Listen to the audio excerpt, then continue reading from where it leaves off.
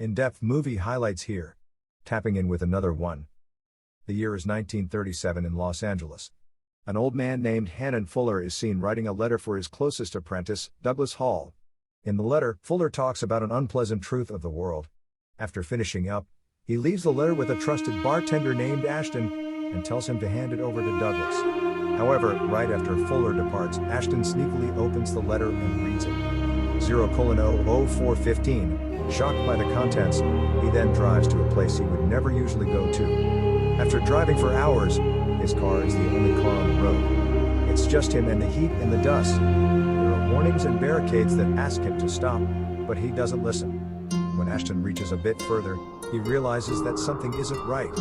There's no movement, no life, as if the world around him is crumbling slowly. And when he gets out of the car, what he sees shocks him to the core. 56:47:58:00, it appears to be the end of the world. All he can see is endless lines of matrix. This is when Ashton realizes that the world around him is all fake and he himself is just an artificial creation.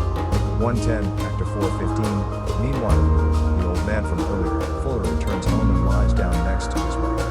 However, when he closes his eyes, he wakes up in the present-day Los Angeles in 1999. Now, this is the real world. Revealed that the 1937 world is just a virtual reality simulation. Fuller is the creator. This world gives people a perfect experience in the past. They can interact with computerized people, make friends, and even have fun with girls. And despite being a simulated world, the characters there are oblivious that they are not real. They are electronic people living a normal human life, just like Ashton, a person from the real world. However, they can temporarily take control of the character in the VR world and do whatever they please with that control. In the next scene, Fuller, who has just woken up from the virtual world, cautiously leaves the building. He then goes to a bar and uses the payphone to call Douglas, but the call is not answered. Soon, a mysterious man appears and Fuller follows him outside. He turns out for a while, but shockingly, he stabs him. The next morning, Douglas wakes up and finds blood-stained clothes in his laundry bucket. It's obviously confused by the whole thing.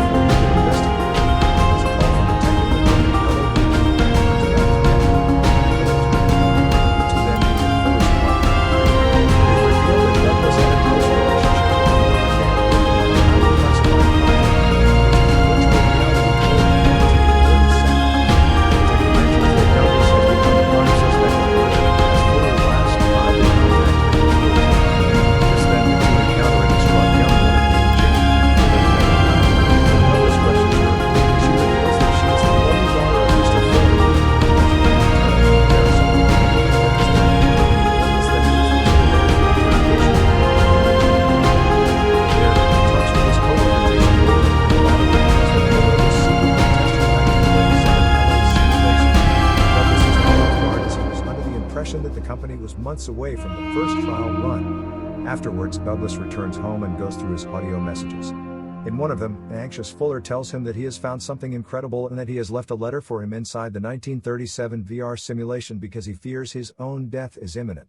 Douglas then heads straight back to the VR lab and tells his colleague, Jason, about the message. He asks him about the VR characters Fuller interacted with last night and also reveals his desire to go into the VR simulation. Jason is naturally against it. However, Douglas is adamant on finding answers, as now, even the police are starting to suspect him of being the murderer. Moreover, he himself is not sure if he's innocent because all evidence points to him and he can't even remember what happened that night. Jason finally agrees to let him go into the system, but only for 2 hours. Shortly after, the preparation for the simulation commences, and after a few adjustments, Douglas is sent back to 1937 LA. Jason assigns him the role of a wealthy bank clerk named John Ferguson. At first, Douglas, who now possesses Ferguson, seems confused and tries to process everything that just happened. But soon he is taken aback by the accurate representation of the city, which makes him smile for a while. Then, he takes a break from Ferguson's work and goes to meet Fuller's 1937 double named Grierson, who is a historian. The two talk for a while, but surprisingly Grierson asserts that he doesn't remember writing any letter to him. Here, it is revealed that once a person leaves the simulation, the slasher double will immediately forget about the events that occurred while they were under control. But with that being said, Grierson admits that he has a clue, probably because he remembers some fragments of his memories, This leads Douglas to the bartender, Jerry Ashton. Surprisingly, Ashton turns out to be the 1937 double of Jason, which takes Douglas by surprise. However, he ignores it and inquires if Fuller left a message for him. The bartender feigns ignorance and denies receiving any messages. It seems like he's bitter as he has now learned the truth about it being a simulation. Hearing this, Douglas is puzzled and he suddenly begins to hallucinate. He quickly rushes to the bathroom suffering from seizure before collapsing on the ground. Back in the 1997 VR lab, warning signs go off and Jason terminates the connection and brings Douglas back. Jason explains that the unit started glitching because Douglas spent 2 hours inside the simulation, which is double the recommended time. After collecting himself, Douglas shares his experience inside the simulation and happily tells Jason that the VR very much works. Meanwhile, in the 1937 simulation, Ashton the bartender speaks for John Ferguson once he emerges from the washroom. However, Ferguson is puzzled how he got to the hotel and doesn't recall having any conversation with Aston. Back in 1997, a waiter named Tom Jones from the bar outside which Fuller was killed shows up at the company HQ. He speaks with Douglas privately and mentions that he saw the crime taking place. When the latter asks about the killer, Jones reveals that it was none other than Douglas himself. He then demands a large ransom to keep his mouth shut about the murder. Douglas is naturally puzzled as he doesn't recall the killer. However, suddenly, something takes over. Douglas then attacks Jones with tremendous rage, prompting him to run away. At this point, he becomes extremely confused and doesn't know who to trust or not to. Later, Douglas takes Jane out for dinner and tells her everything. It's clear that the two are starting to like each other and Jane realizes something wrong with all of this.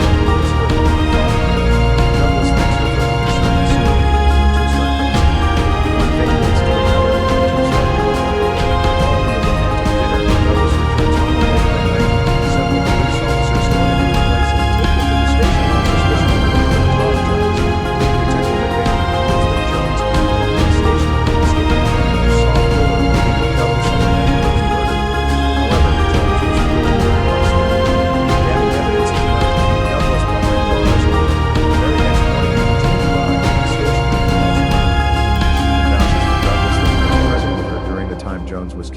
Jane is sure that Douglas is innocent, but he feels that just because he doesn't remember anything, doesn't mean he's not the killer. Searching for answers, Douglas goes straight to the VR lab and teleports his consciousness into John Ferguson's body in 1937 LA. He then goes to meet Grierson, Fuller's VR double.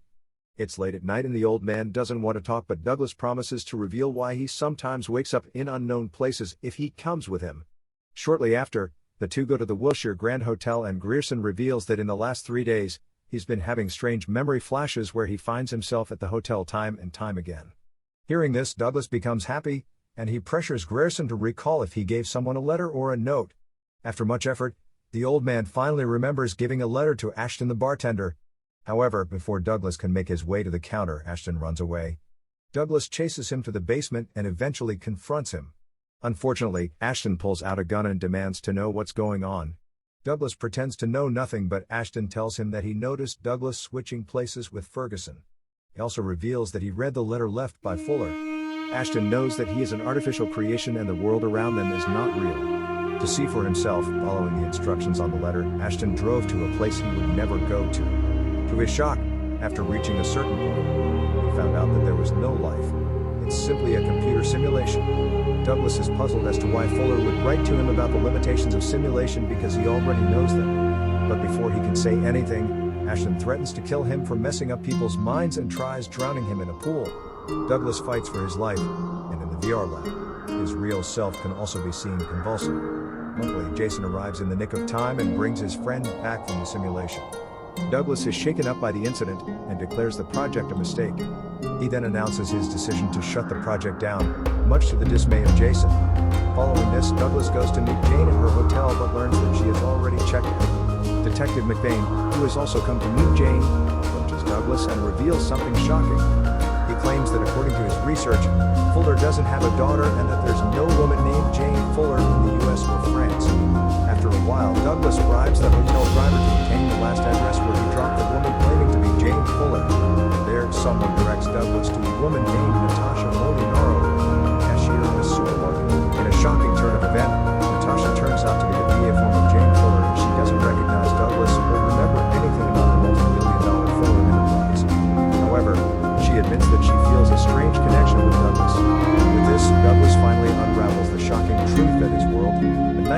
1997 Los Angeles is also another simulation. This is further confirmed when he drives to a place where he never would have considered going otherwise, the end of the world. He discovers that beyond a point the world becomes a crude wireframe model. It turns out that the letter which Fuller had left for Douglas was to explain that this world is also real. Meanwhile, Detective McBain reaches Natasha's supermarket and confronts her for lying about her. But as expected, she neither remembers him nor understands what he is saying. This makes McBain realize that something is really wrong with this world, so he leaves to investigate further. Panicking, Natasha's real-life user, Jane Fuller, downloads her camera footage from this. She has to look at promising to reveal everything. Shortly after, Jane gets straight to the point and explains that there are thousands of simulations in this system. But the simulation is a simulation. The real world is actually in the year 2024, which is the daughter of Fuller. She then reveals that Douglas will kill the old man. However, she comforts him saying that it's not his fault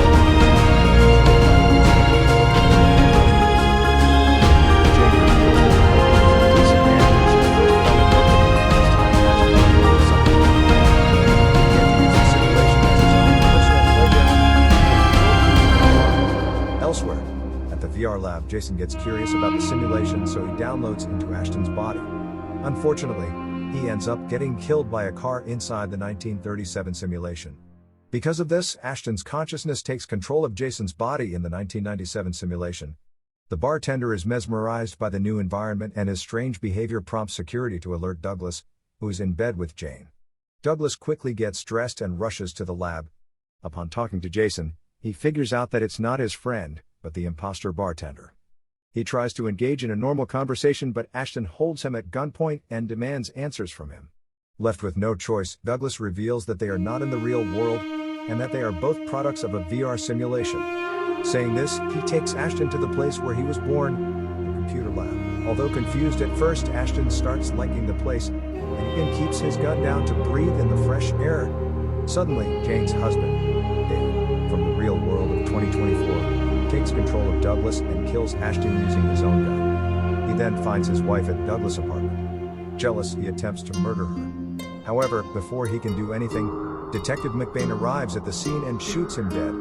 It appears as if the detective has also realized that they are in a computer simulation. Before parting ways, he requests Jane to leave them alone once she goes back to the real world. The scene then cuts to the real world. It's the year 2024.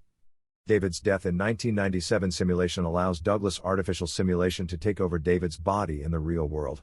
He's shocked to wake up in a huge mansion, where he finally reunites with Jane. She takes him to the balcony to show him the high-tech world of 2024.